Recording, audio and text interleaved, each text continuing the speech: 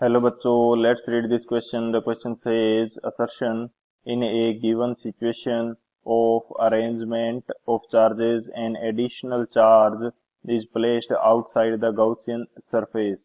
In this situation, the Gauss theorem closed line integral of electric field E is equal to Q in by epsilon naught. Q in remains unchanged whereas electric field E is changed. Reason: electric field E at any point on the Gaussian surface is due to inside charge only. Option first, both assertion and reason are correct and reason is the correct explanation of assertion. Option second, both assertion and reason are correct but reason is not the correct explanation of assertion. Option third, assertion is correct but reason is incorrect. Option fourth, assertion is incorrect but reason is correct. तो इस question के अंदर हमें क्या बोला गया है कि यदि हमारे पास चार्जेस का एक अरेंजमेंट है जिसमें एक एडिशनल चार्ज ऐड कर दिया जाता है तो जो गाउसियन सरफेस है उसके अंदर का क्यू इन जो है वो अनचेंज रहता है लेकिन इलेक्ट्रिक फील्ड चेंज हो जाता है। रीजन इसके पीछे का दे रखा है कि किसी पॉइंट के ऊपर इलेक्ट्रिक फील्ड जो है वो गाउसियन सरफेस के अंदर जो चार्जेस हैं उनके कारण होता है ओनली। तो बात करते हैं की कंसेप्ट की। की कंसेप्ट की यदि बात की जाए तो की कंसेप्ट के अंदर हम लोग डिस्कस कर लेते हैं गाउस लॉ की। जो गाउस लॉ है ये हमें क्या स्टेटमेंट देता है। तो अकॉर्डिंग टू दिस लॉ जो क्लोज्ड लाइन इंटीग्रल होगा इलेक्ट्रिक फील्ड का वो हमारे पास Q in by epsilon naught के इक्वल होता है। यानी कि closed line integral electric field का यानी कि ई डॉट डी एस ये हमारे पास रहेगा Q in by epsilon naught के इक्वल, जहां पे क्यू इन क्या है वो चार्जेस हैं जो गाउसियन सरफेस के अंदर प्रेजेंट हैं। सो ये हमारे पास रहता है गाउस लॉ। सेकेंडली जो की कंसेप्ट है उसके अंदर हम बात कर लेते हैं प्रिंसिपल ऑफ सुपरपोजिशन की। Principle of superposition, principle of superposition. Principle of superposition हमें क्या कहता है कि किसी भी पॉइंट के ऊपर जो इलेक्ट्रिक फील्ड है, नेट इलेक्ट्रिक फील्ड, वो डिफरेंट चार्जेस के द्वारा जनरेट किए गए इलेक्ट्रिक फील्ड के सम के इक्वल होता है।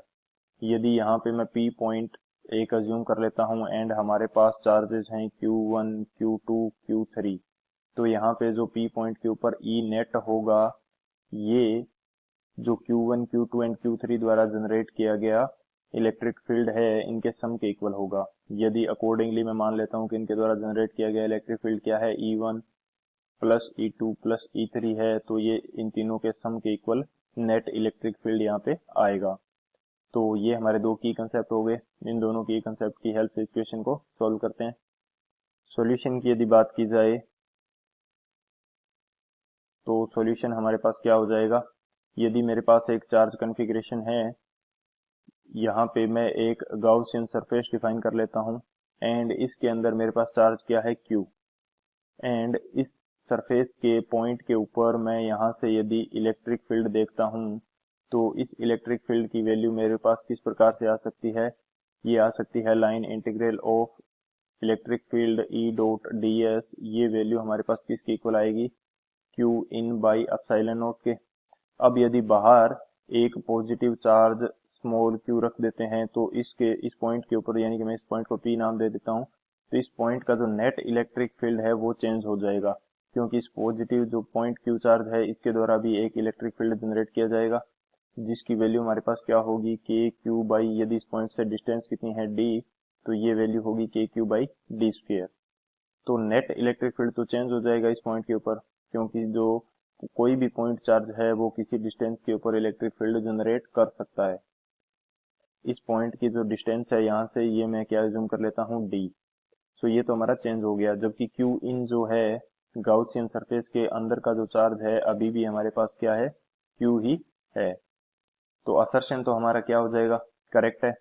रीजन हमें क्या दे रखा है कि किसी भी पॉइंट के ऊपर जो इलेक्ट्रिक फील्ड है गाउसियन सरफेस के किसी भी पॉइंट के ऊपर इलेक्ट्रिक फील्ड वो इसके गाउसियन सरफेस के अंदर जो चार्जेस हैं उनके कारण होता है, तो ये हमारा इनकरेक्ट है क्योंकि अभी हमने प्रिंसिपल ऑफ सुपरपोजिशन के अंदर देखा कि यहाँ पे जो पी पॉइंट का नेट इलेक्ट्रिक फील्ड होगा वो जो क्यू चार्ज के द्वारा इलेक्ट्रिक फील्ड प्रोड्यूस किया गया है उसके प्लस जो positive Q charge small Q हमने रखा है उसके द्वारा प्रोड्यूस किए गए इलेक्ट्रिक फील्ड के सम के इक्वल होगा ई पी।